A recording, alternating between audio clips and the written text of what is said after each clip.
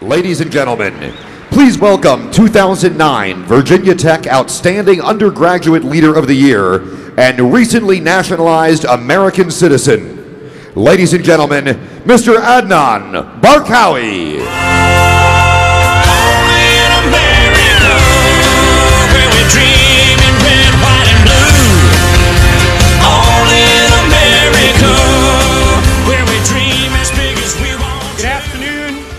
Mr. Donald Huffman, Congressman Eric Canner, Governor George Allen, Governor Jim Gilmore, Lieutenant Governor Bill Bolling, future Governor Bob McDonnell, and fellow Republicans.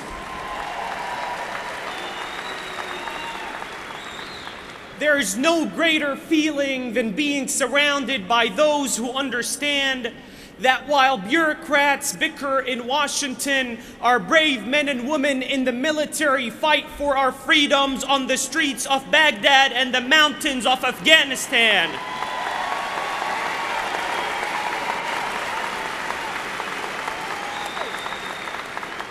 While Americans back here at home reflect upon how inconvenient the war has become, our brave men and women fight for our freedom by taking the bullet.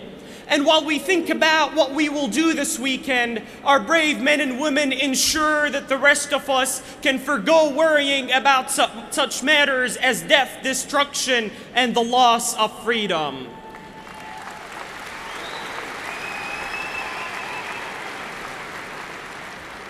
We have enjoyed freedom for so long that we are perhaps in danger of forgetting how much blood it cost to establish the Bill of Rights. Dr. Judy Lynch, thank you for assisting me with the journey that brings me to this podium today. I am joined today by my dearest mother, Mona, who came all the way from Kuwait, along with Nabil, my 12-year-old brother,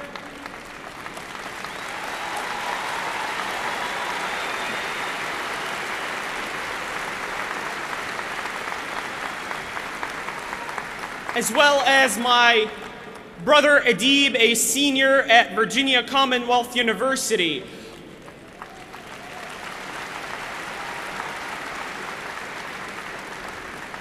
I also like to recognize Jay Williams and Carlin Crowder, my dearest friends and mentors who are present here today.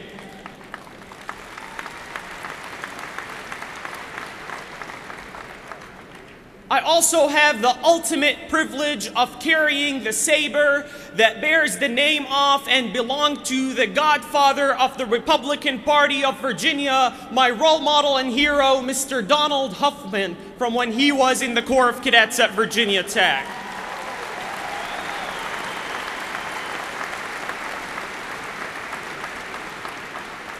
Fellow Republicans, let me share with you where I have sat before I share with you where I now stand. It was about 4 years ago when I landed in Washington Dulles International Airport. I was born and raised in Kuwait for 17 years. However, in the Middle East, you are not a citizen of where you are born, but rather you are a citizen of where your ancestors are from. My grandfather was Palestinian, and since there is no Palestine, I considered myself to be a man without a country. As a foreigner in Kuwait, I was not eligible for public or higher education. My father instilled in me that if there is a will, there is always a way, and he gave me the greatest gift, a lifetime of savings to attain an education in the United States.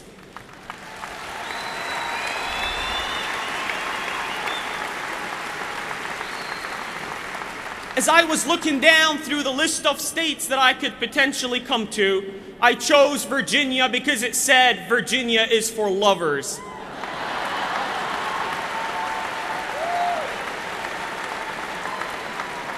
And that hasn't happened quite yet. Virginia Tech had the best looking campus from what I could see on Google Images, and that became my destination.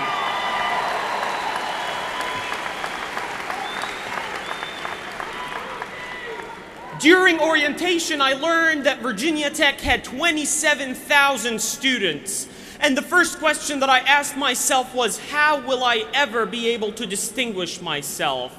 And as I was enjoying lunch at one of the dining halls, I saw a man walking in what I thought was the best looking uniform.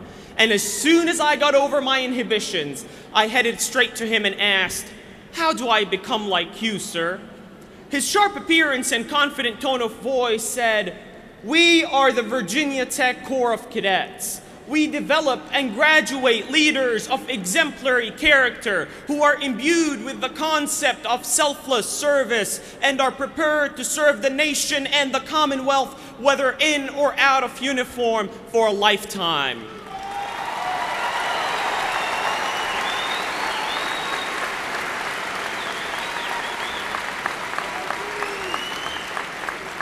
That was more than enough of a reason for me to sign up, but little did I know what I had gotten myself into. It was my second week in the United States, and I had no perception of what military training could be like. I watched my head being shaved and had no family to farewell. And when I first heard the command, "On your face," I stuck my cheek on the floor when everyone else got in a push-up position. That is when I realized that I had no clue what a push-up looked like. It would make sense when the average temperature in Kuwait reaches 140 degrees. But I managed to do half a sit-up and ran 1.5 miles in a record 18 minutes and 49 seconds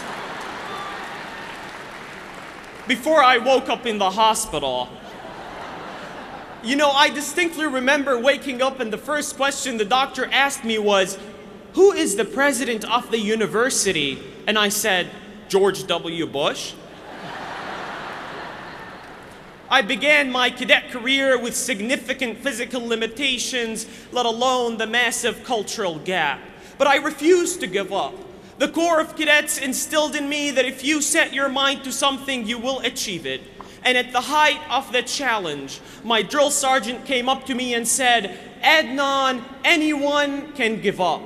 It's the easiest thing in the world to do, but to hold it together when everyone else would understand if you fell apart, that is true strength."